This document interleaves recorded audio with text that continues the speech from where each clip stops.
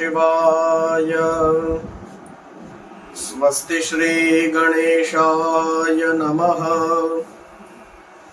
श्री सरस्वत्यै नमः। श्री गुरुभ्यो नमः। शंभो महेश करुणा मयशूलपाणे गौरीपते पशुपते पशुपाशनाशिन् काशीपते करुणया जगदेकदेक स्त्वं हंसि पासि विदधासि महेश्वरोषे।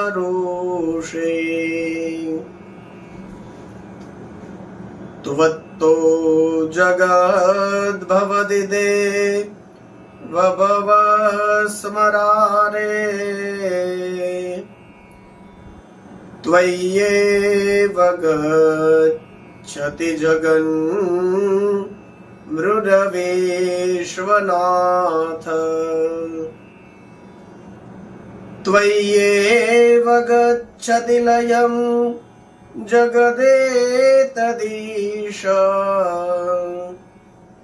लिंगात्मकं हरचराचर विश्वरूपिन्। श्री सोमनाथ महादेव की जय। सद्गुरु भगवान की जय। ओम नमः पार्वती पतये हर हर महादेव हर। सौराष्ट्रे सोमनाथं च श्रीशैले मल्लिकार्जुनम्। उज्जैन्यं महाकाल ओंकारं ममलेश्वर। परल्यं वैद्यनाथं च डाकिन्यां भीमशंकरम्। सेतुबन्धे तु रामेशं नागेशं दारुकावने। वाराणस्यां तु विश्वेशं त्र्यम्बकं गौतमी तटे। हिमालये तु केदारं दृशमेशं च शिवालये। एतानिर्ज्योतिर्लिङ्गानि सायं प्रातः पठेन्नर। सप्तजन्म कृतं पापं स्मरणेन विनश्यति। मृत्युंजय महादेव त्राहि मां शरणागतम्। जन्म मृत्यु जरा व्याधि पीडितं कर्म बंधने। श्री सोमनाथ महादेव की जय। आप सभी को आदर पूर्वक जय श्री कृष्ण, जय सिया राम, ओम नमः शिवाय। भगवान काशीपति पशुपति पशुपापनाशिन महादेव की कृपा से जो दिव्य अवसर हमको प्राप्त हुआ है, आइए इसका लाभ उठाते हैं और भगवान शिव के चरित्रों का दर्शन करते हैं। कथा में हमने, सत्संग में हमने सुना भगवान शिव और पार्वती के गृहस्थ जीवन की जो चर्चा है उसका हमने दर्शन किया। कुमार खंड में प्रवेश करके भगवान कार्तिक स्वामी ने जो तारकासुर का वध किया, यह कथा भी हमने सुनी। और भगवान गणेश जी का प्राकट्य हुआ और सभी देवताओं में अग्र पूजा उनकी होगी, तो सभी देवताओं ने मिलकर उनको अग्र पूजा के लिए नियुक्त किया और सभी ने मिलकर के फिर भगवान गणेश जी की पूजा करी है। और वो कृष्ण पक्ष की चतुर्थी के दिन से आरंभ करके पूरे वर्ष तक गणेश जी का व्रत करने से सारे विघ्न नष्ट हो जाते हैं, इसकी भी चर्चा हमने करी। आइए फिर कथा प्रवाह को हम स्मरण में लेते हैं, आगे बढ़ रहे हैं। अब दोनों कुमार बड़े हो रहे हैं। बालकपन में दोनों ही कुमारों ने अलग अलग लीलाएं करी थी। गणेश जी ने भक्तिपूर्ण चित्त से सदा माता पिता की सेवा करते रहते थे, इसलिए उनको माता पिता का स्नेह प्राप्त हुआ था। एक दिन शिव और शिवा दोनों प्रेम पूर्वक एकांत में बैठ करके यह सोचने लगे कि हमारे यह दोनों जो पुत्र है अब वे बड़े हो गए हैं। तो देखिए, सभी लोग जब बच्चे बड़े हो जाते हैं तो जैसे हम लोग सोचते हैं, तो वैसे ही यहाँ पे थोड़ा हमको दर्शन करने को मिलेगा कि शिव और शिवा भी यही सोच रहे हैं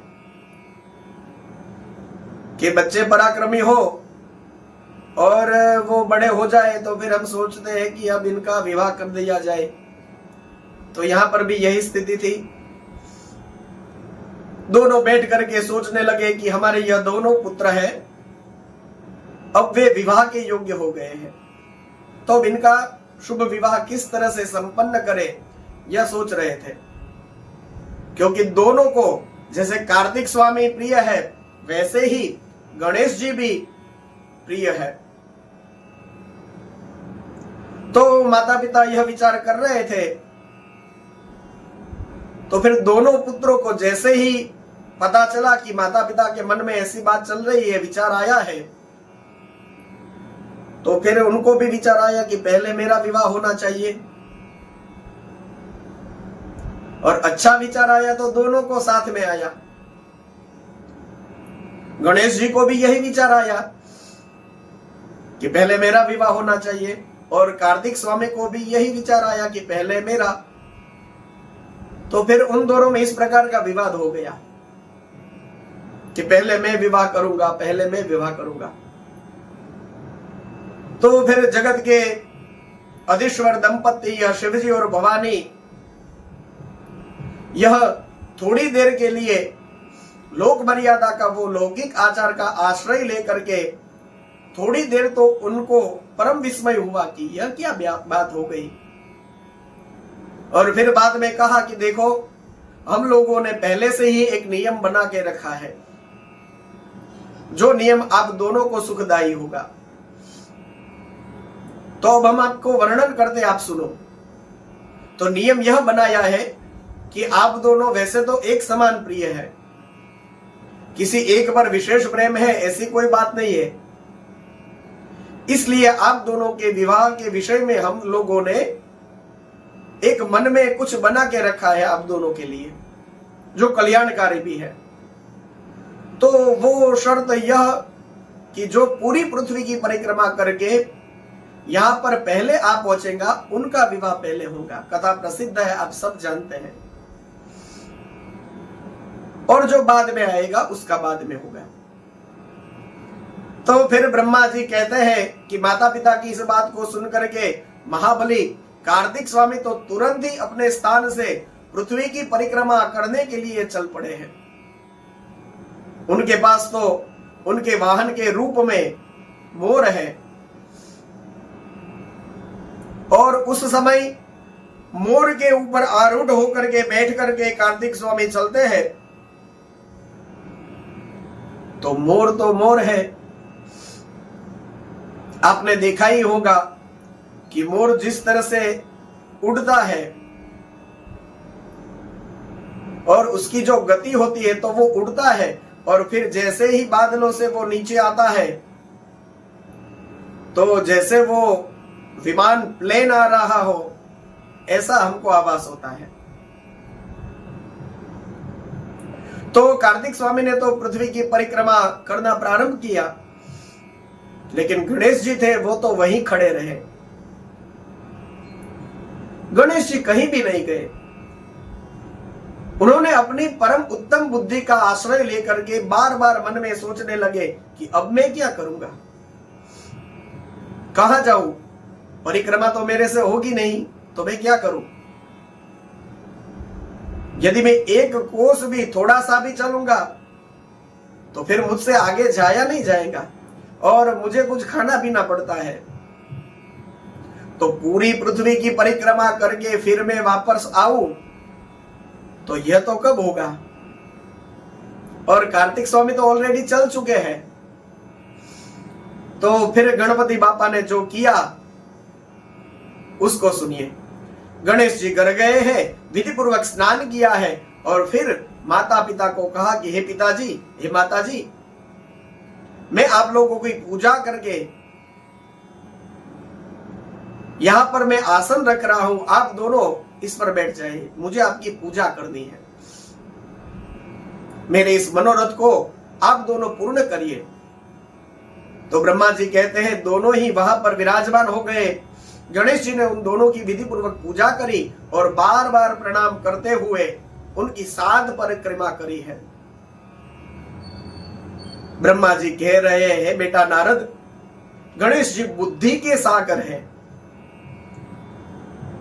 तो उन्होंने हाथ जोड़ प्रेम मग्न माता पिता की बहुत प्रकार से स्तुति करी और फिर कहा, गणेश जी ने कहा कि माताजी और पिताजी, आप मेरी उत्तम बात सुनिए और बहुत जल्द मेरा शीघ्र उत्तम विवाह करवाइए। ब्रह्मा जी कहते हैं कि महात्मा गणेश का ऐसा वचन सुन करके भगवान महादेव कहने लगे कि बेटा,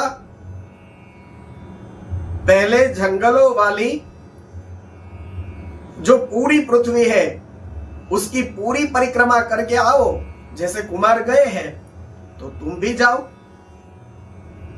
और उससे पहले यहां पे आ जाओ तो जरूर तुम्हारा विवाह पहले कर देंगे। तो फिर गणपति जी ने कहा कि हे पिताजी, आप दोनों सर्वश्रेष्ठ हो, धर्म रूप हो, महाबुद्धिमान हो, इसलिए धर्म अनुसार मेरी बात सुनो। आपने देखा नहीं, मैंने 7 बार पृथ्वी की परिक्रमा करके आ गया। तो शिव पार्वती तो वैसे ही लीलानंदी है, तो उन्होंने लौकिक गति का आश्रय लेकर के कहा कि बेटे, तुमने समुद्र पर्यंत विस्तार वाली बड़े बड़े जंगलों से युक्त यह सप्तद्वीप वाली विशाल पृथ्वी की परिक्रमा कब कर ली। तो जैसे ही शिव पार्वती ने ऐसा कहा तो महान बुद्धि संपन्न गणेश जी कहने लगे कि मैंने अपनी बुद्धि से आप दोनों की पूजा करके परिक्रमा कर लिया है, इसलिए मेरी समुद्र पर्यंत सारी पृथ्वी की परिक्रमा पूरी हो गई है। धर्म के संग्रहभूत वेदों में और शास्त्रों में जो यह वचन मिलता है तो यह सत्य है कि असत्य।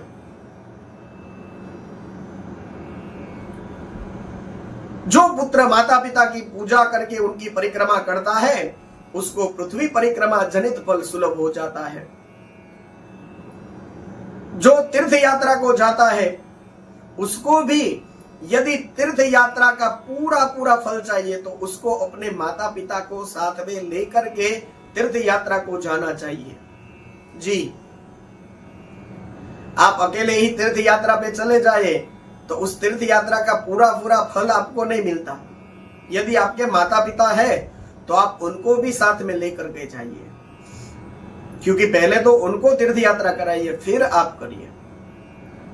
तो माता पिता को साथ में लेकर के जो भी पुत्र तीर्थ यात्रा पे जाता है उसे तीर्थ यात्रा का पूरा पूरा फल मिलता है, क्योंकि पुत्र के लिए तो उसकी माता पिता के चरण सरोज जो है, चरण कमल है, वही महान तीर्थ है। यहां माता पिता की महत्ता बताई है। प्रायः हमें इस समय में ऐसा लगता है कि माता पिता ने हमारे लिए क्या किया है, कुछ नया तो नहीं किया। सबके माता पिता ऐसे ही करते हैं, बच्चों को पैदा करते हैं, पालते हैं, पोसते हैं, उनको पढ़ाते लिखाते हैं, सेट करते हैं, तो वो तो सबके माता पिता करते हैं, इसमें माता पिता ने नया क्या किया है। तो ये युग का शायद प्रभाव है, लेकिन सच तो यह है कि माता पिता से महान, उनके चरणों से महान कोई तीर्थ है ही नहीं। अन्य तीर्थ तो दूर जाने से मिलते हैं। यदि आपको बद्रीनाथ जाना हो तो कितना कष्ट करना पड़ता है आपको। टिकट बुकिंग करवानी पड़ती है और फिर 2-3 दिन के लिए मुसाफरी करनी पड़ती है और फिर वहां पे पहुंचते हैं। यदि वातावरण अनुकूल हुआ तो टाइम पे पहुंच जाते हैं, नहीं तो बीच में कहीं फंस जाते हैं और वो कुदरती आपदा, ये जो कुछ भी, ये सब सहते सहते हम वहां पहुंचते हैं और फिर लाखों लोगों की भीड़ वहां होती है। हम घंटों तक लाइन में लगते हैं और बाद में जब हमारा नंबर आता है, हम भगवान के सामने दर्शन करने के लिए हाथ जोड़ते हैं, तब तक तो वहां पर जो सेवादार होता है वह हमको हाथ पकड़ के बाहर भी निकाल देता है। अरे भाई दर्शन तो करने दे, नहीं बस इतना ही। तो दूर के तीर्थ जो है वो तो बड़े दूर है और कठिनाई भी होती है, लेकिन आपके नजदीक, आपके पास जो तीर्थ है, आपके माता पिता के चरण सरोज, चरण कमल जो है, वह महान तीर्थ है। अन्य तीर्थ दूर जाने से प्राप्त होते हैं, परंतु धर्म के साधन भूत यह दोनों तीर्थ जो है वो तो अपने पास में ही सुलभ है। पुत्र के लिए माता पिता, अब देखिए इसमें भी कैटेगरी बताई है। पुत्र के लिए माता पिता, स्त्री के लिए पति, यह दोनों सुंदर तीर्थ घर में ही है। पत्नियों के लिए अपने पति तीर्थ है और माता पिता अपने पुत्र के लिए तीर्थ है। तो ये दोनों तीर्थ जैसे घर में ही, सुंदर तीर्थ घर में ही है। तो ऐसा जो वेद शास्त्र निरंतर उद्घोषित करते रहते हैं, यदि यह असत्य है तो फिर मैंने पृथ्वी की परिक्रमा नहीं करी है, और यदि यह सत्य है तो फिर मैंने पृथ्वी की 1 बार नहीं 7 बार परिक्रमा करी है। तो आप मेरा शीघ्र विवाह कर दे, या फिर आप कह दे कि यह वेद शास्त्र जो है वे झूठे हैं, आप दोनों धर्म रूप है, इसलिए अच्छी तरह से विचार करके जो परम उत्तम प्रतीत होता है उसी को प्रयत्न पूर्वक करना चाहिए। अब तो गणेश जी की इस बात को सुन करके शिव पार्वती तो परम विस्मित हो गए और यथार्थवादी और अद्भुत बुद्धि वाले अपने पुत्र गणेश की प्रशंसा करते हुए बोले, बेटा तू महान है, आत्मबल से संपन्न है। शिव और शिवा ने कहा कि तेरे में निर्मल बुद्धि उत्पन्न हुई है। तुमने जो बात कही है वह बिल्कुल सत्य है। माता पिता की सेवा पूजा करना, देखिए आप अब अच्छे श्रोता की तरह सुन रहे होंगे, इसलिए इसको माता पिता होकर के नहीं सुनना है। यदि आप अच्छे श्रोता है तो अभी जो मैंने बात कही तो उसको आपको माता पिता बनकर नहीं सुनना है, उसको आपको बेटा या बेटी, पुत्र या पुत्री बनकर के सुनना है। तो आज जो भी आप सुन रहे हैं, अपने अपने माता पिता को याद करिए। ऐसे नहीं सुनना है कि मेरा बेटा यह सुने तो बहुत अच्छा है, क्योंकि उसमें तो कुछ अकल है नहीं। सभी माता पिता को ऐसा लगता है कि अपने बच्चों में अकल है ही नहीं। हमको ये लगता है हमारे बच्चों में अकल नहीं है, हमारे माता पिता को लगता था हमारे में अकल नहीं है, तो सभी को ऐसा ही लगता है। तो फिर इसमें ऐसा कुछ नहीं सोचना है कि यह कुछ सुने तो उसमें अक्कल आए, कुछ कर नहीं रहा है तो ये कथाकार जो कह रहे हैं यदि यही सुन ले तो बहुत अच्छा है, ऐसा नहीं होता। इसको पुत्र या पुत्री बन करके नहीं सुनना है,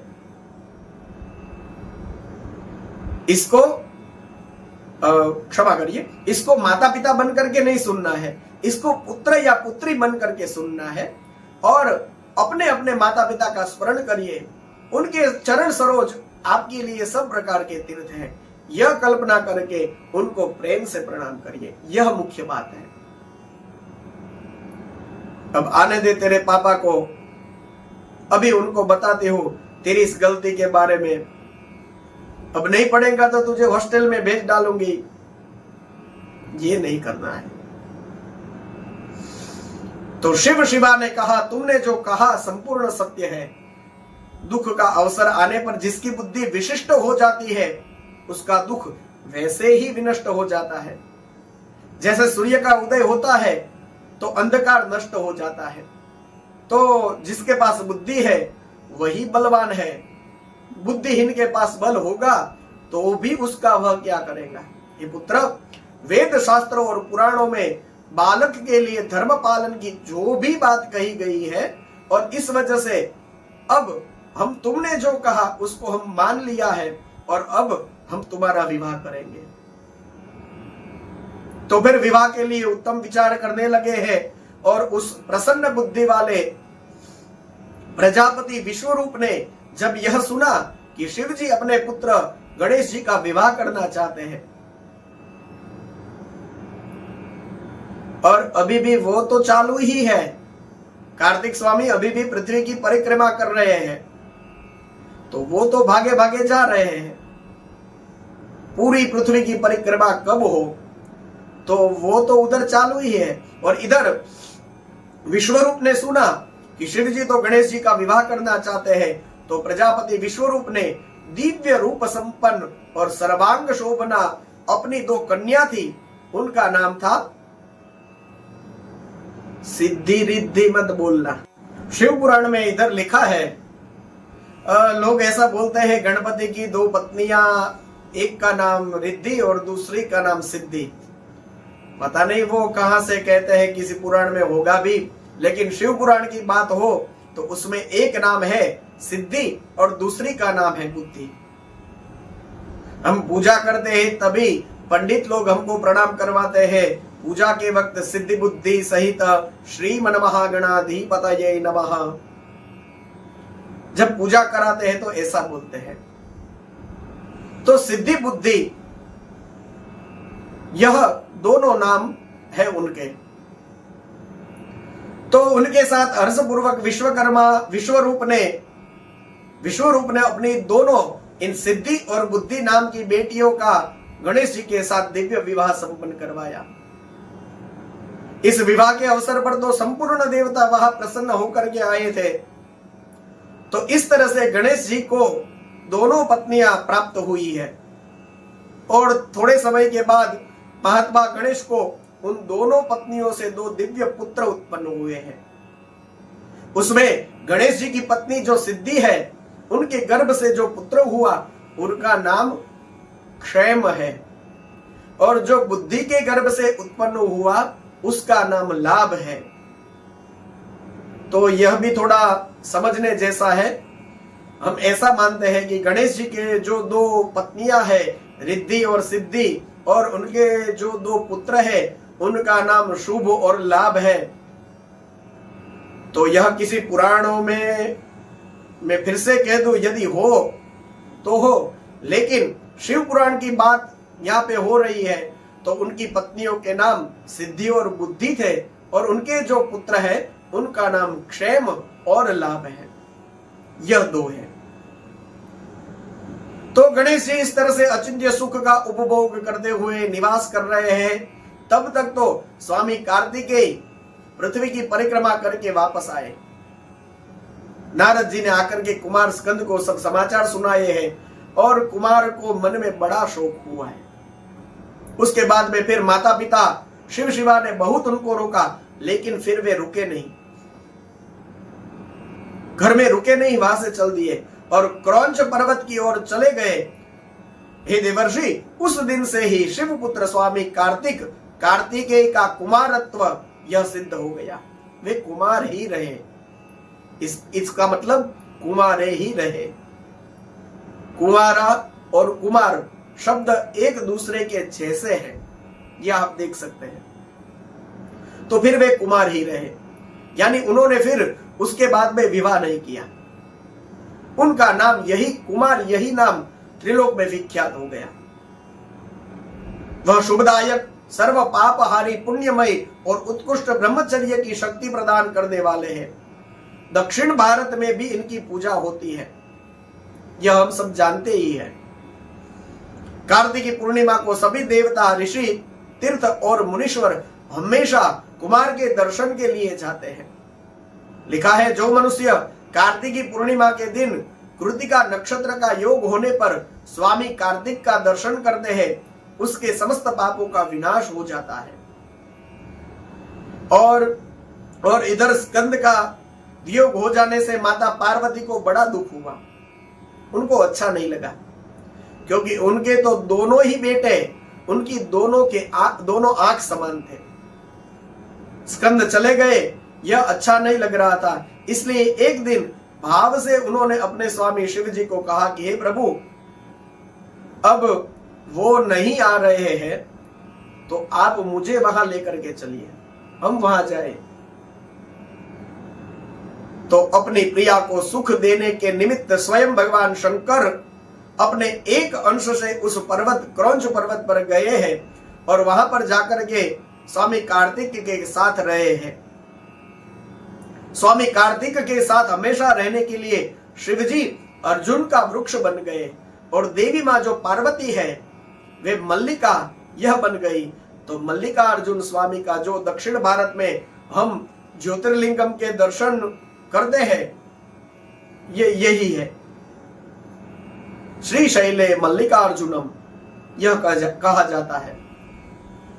तो श्री शैल पर्वत पर, जिसका नाम क्रौंच पर्वत भी लिखा है यहां पर, या फिर कल्प भेद कथा हो सकती है, तो क्रौंच पर्वत पर भी हम जो पाठ करते हैं, सौराष्ट्रे सोमनाथम च श्री शैले मल्लिकार्जुनम, इसमें मल्लिकार्जुन स्वामी जो है यही शिव और शिवा है। तो वहां पर प्रतिष्ठित हो गए हैं ज्योतिर्लिंगम के रूप में। वे सदपुरुषों की गति और अपने समस्त भक्तों के मनोरथों को पूर्ण करने वाले हैं। आज भी भगवान महादेव वे शिवानी अपनी पत्नी भवानी के साथ वहां पर विराजमान है।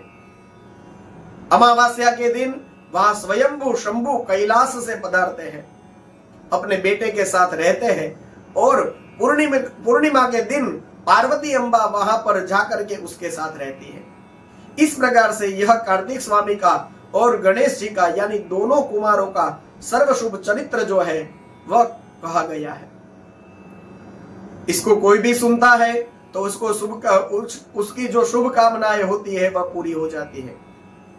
कोई भी व्यक्ति हो, इस चरित्र को पढ़ता है या पढ़ने के लिए कहता है और सुनाता है या सुनता है, निस्संदेह उसके सर्व मनोरथ सफल हो जाते हैं। यह अनुपम आख्यान पाप नाशक, कीर्तिप्रद है, सुखवर्धक है, आयु बढ़ाने वाला है, स्वर्ग की प्राप्ति कराने वाला है, वंश की वृद्धि कराने वाला है, मोक्षप्रद है, इत्यादि बहुत सारे फल इस कुमार खंड के भी दिए हैं।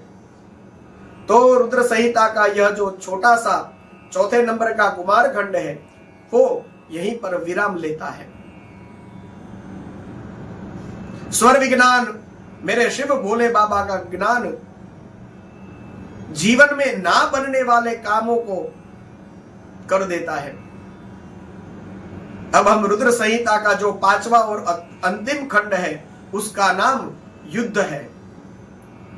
इसमें सब लड़ाई झगड़े वाली बहुत कथाएं हैं, तो हमको लगता है कि ना ही पढ़े तो ठीक है, लेकिन ऐसा नहीं है। जीवन में हर प्रकार की परिस्थितियों में भगवान महादेव का जो चरित्र है वो किस प्रकार का रहा, यह हमारे सामने बहुत अच्छा उदाहरण है। भगवान वेदव्यास यह उदाहरण हमारे सामने रखते हैं। केवल भगवान महादेव कैलाश पर बैठ करके राम राम राम राम नहीं करते हैं। केवल उस परम शिव स्वरूप होकर के, ब्रह्मा विष्णु महेश के भी स्वामी होकर के, वे सबको इस तरह से वरदान देने वाले और तो शांत स्वरूप में बैठने वाले और केवल भगवान की कथा सुनाते हैं, इतना ही नहीं है।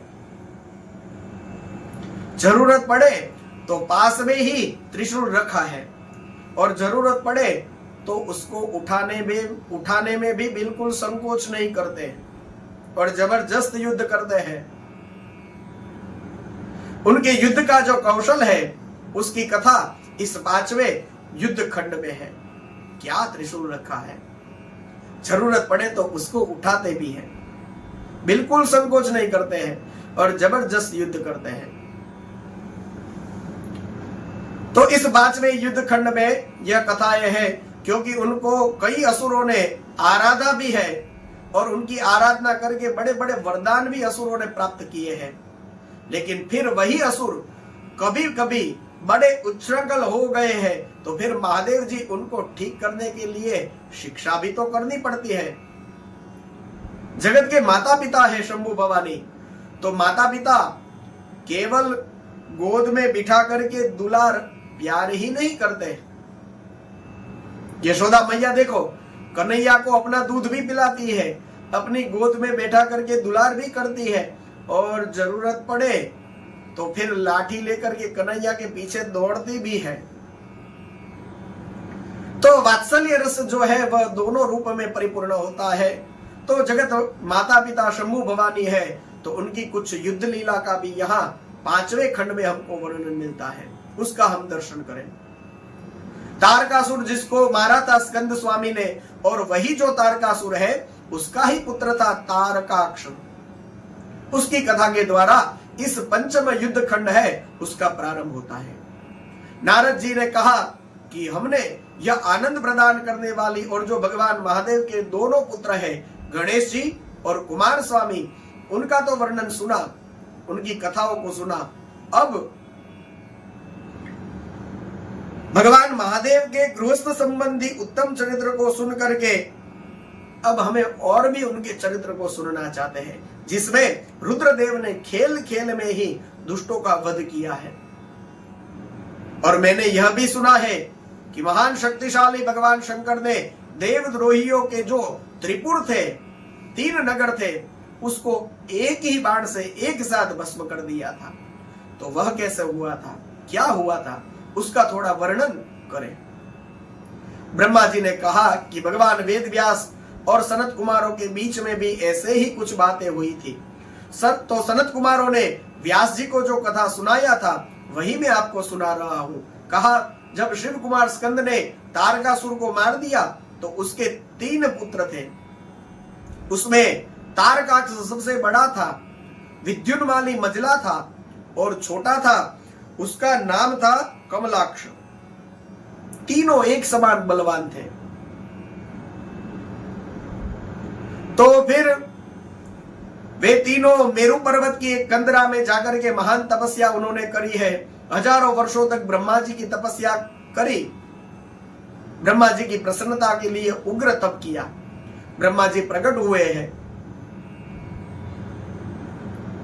तो ब्रह्मा जी ने कहा कि जो चाहे वो मांग लो, मैं तुम्हारे सामने प्रकट हुआ हूं, इतना घोर तप क्यों कर रहे हो। दैत्यों ने कहा कि हमको कोई मार न पाए। देखिए, सब पुराणों में यह चीज आपको देखने को मिलेगी। किसी भी पुराण में जा करके देखिए, तपस्या करने वाले दैत्य को जब भगवान प्रसन्न होते हैं और कहते हैं कि जो चाहिए वो मांगो, तो वे यही मांगते हैं, हमको कोई मार न पाए। तो फिर ब्रह्मा जी ने कहा कि यह विचार ही छोड़ दो, ये तो हो ही नहीं सकता।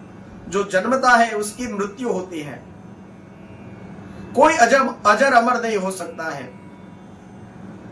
मुझे भी मरना पड़ता है। आप ब्रह्मन भूना लोका पुनरावर्तिनात्, तो यह दुर्लभ है, दुस्साध्य है। कोई वरदान और मांग लो। तो तुम ऐसा कर सकते हो कि तुम मृत्यु से कुछ इस तरह बच जाओ, तो इस तरह से तुम कुछ और वरदान मांग सकते हो। तो 2 घड़ी तक तो वे दैत्य थे, वो सोचने लगे और फिर कहने लगे कि हम लोग प्रबल पराक्रमी हैं, लेकिन हमारे पास ऐसा कोई घर नहीं है, तो ऐसा घर बना दीजिए जिसमें हम शत्रुओं से सुरक्षित रह सकें और सुखपूर्वक निवास कर सकें। तो हम 3 हैं, 3 नगर का निर्माण करा दें। तारकाक्ष ने कहा कि विश्वकर्मा के द्वारा मेरे लिए स्वर्णमयी मतलब सोने का नगर बनवाया जाए। कमलाक्ष ने चांदी से बने हुए और यह जो विद्युन्माली है उसको लोहे से बना हुआ नगर मांगा और कहा कि हे ब्राह्मण, यह तीनों पूर्व मध्याह्न के समय अभिजीत मुहूर्त में चंद्रमा के पुष्य नक्षत्र पर स्थित होने पर एक स्थान पर मिला करें और आकाश में नीले बादलों पर स्थित होकर के यह क्रमशः एक के ऊपर एक रहते हुए लोगों की दृष्टि से ओझल रहे और फिर पुष्करावर्त नामक काले मेघों के वर्षा करते समय 1,000 माने 1000 वर्ष के बाद यह तीनों नगर परस्पर मिले, एक ही विभाव को प्राप्त हो। उस समय कृतिवासा भगवान शंकर जो वैर भाव से रहित सर्वदेवमय और सबके देव है, लीला पूर्वक संपूर्ण सामग्रियों से युक्त एक असंभव रथ के ऊपर बैठकर एक अनोखे बाण से हमारे इन तीनों नगर का एक ही बाण से एक साथ भेदन करे, ऐसा वरदान चाहते हैं।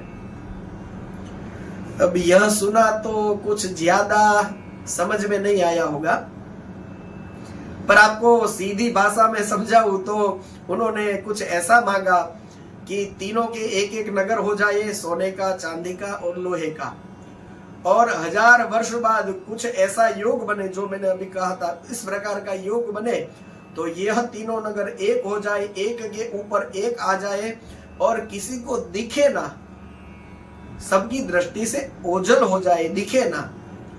और फिर ऐसा कोई योग बने तो फिर उस समय कहते हैं कि भगवान महादेव एक असंभव रथ, मतलब रथ कैसा होता है तो सोने का, चांदी का रथ होता है, उसमें आगे घोड़े लगे हुए होते हैं और फिर उसके पहिए होते हैं और फिर अश्वार रथ को चलाता है, उसमें कोई बैठता है।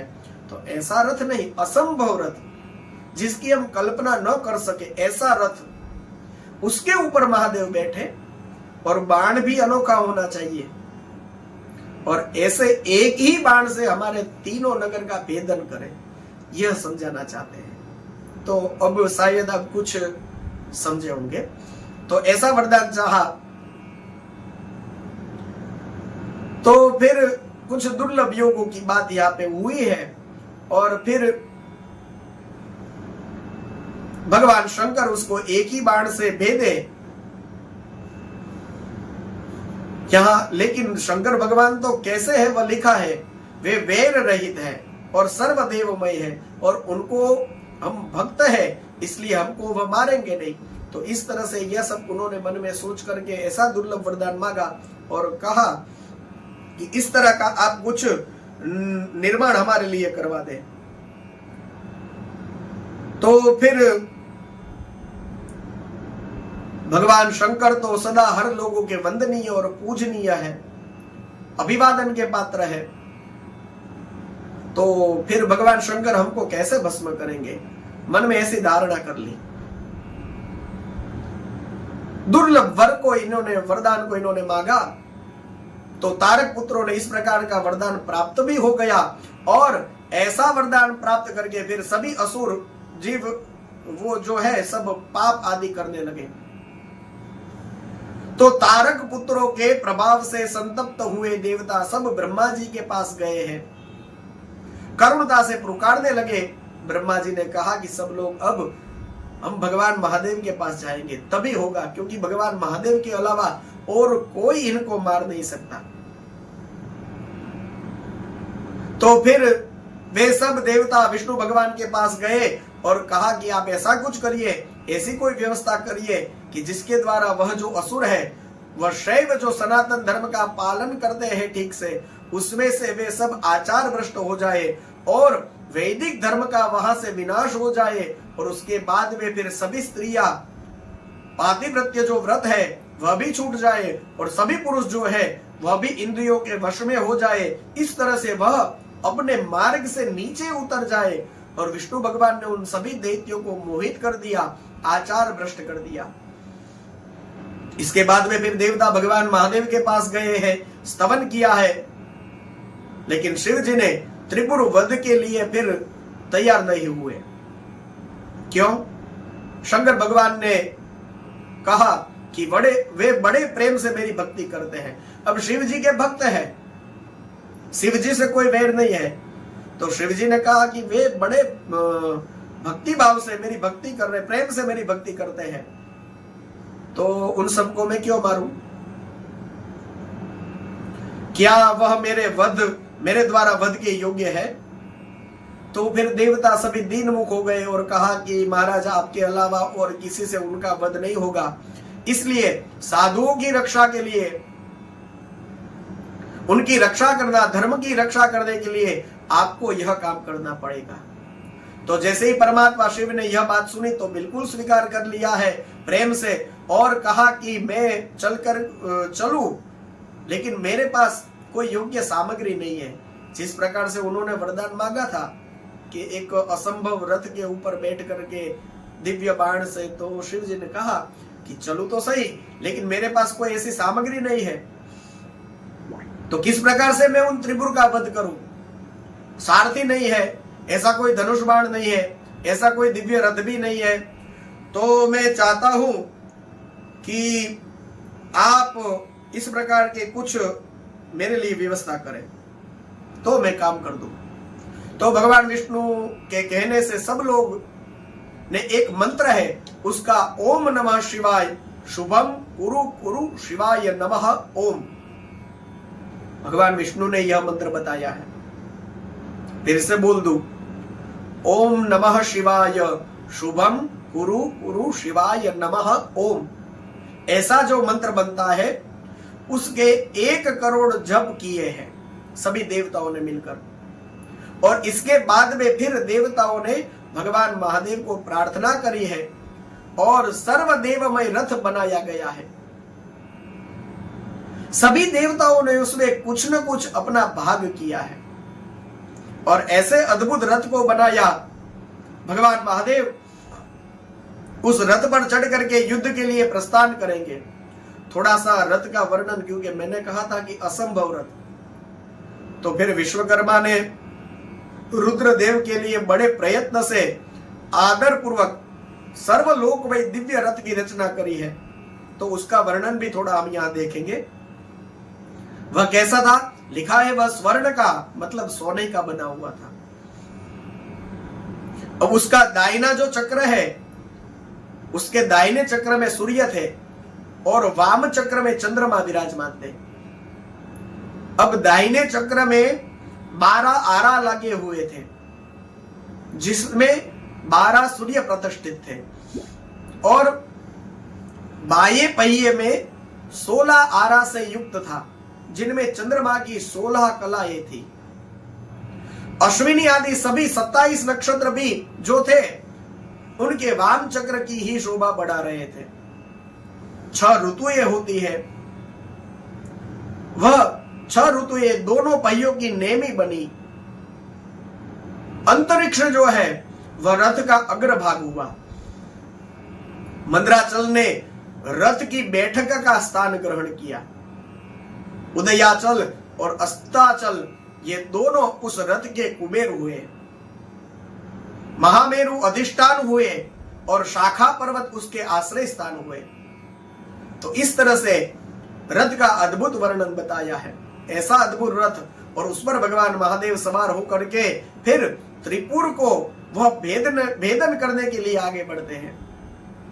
महेश्वर सुसज्जित होकर के रथ के ऊपर विराजमान हुए हैं और त्रिपुर संहार करने के लिए जैसे ही उपस्थित हुए हैं, तो वहां भगवान शिव ने भद्रकाली को बुला करके उस युद्ध के प्रारंभ में गजानन गणेश जी की पूजा करी है, उसका वर्णन है।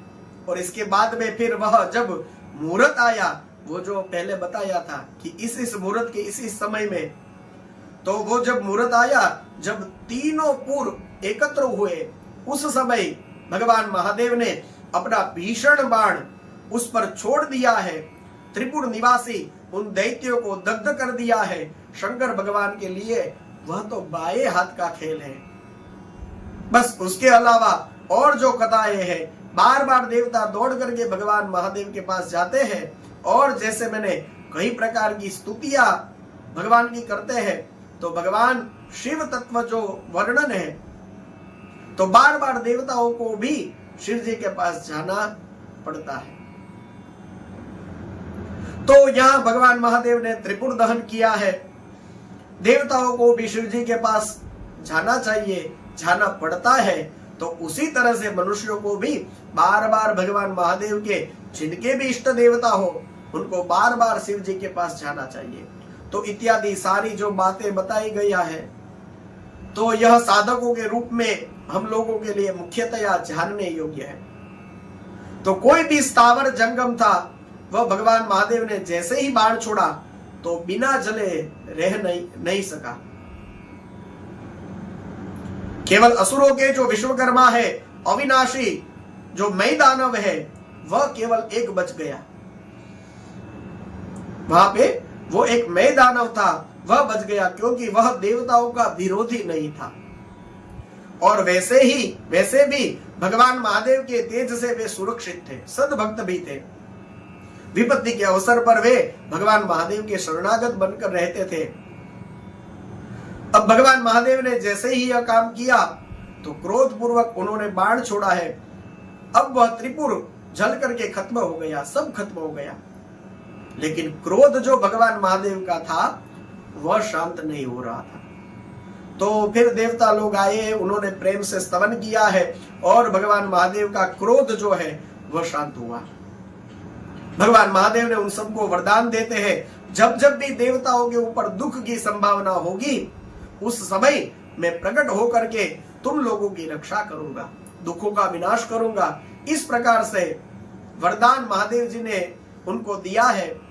फिर जो मैदानों बच गया था, वह आया है और भगवान महादेव को प्रसन्न देख करके उनकी स्तुति करने लगा है।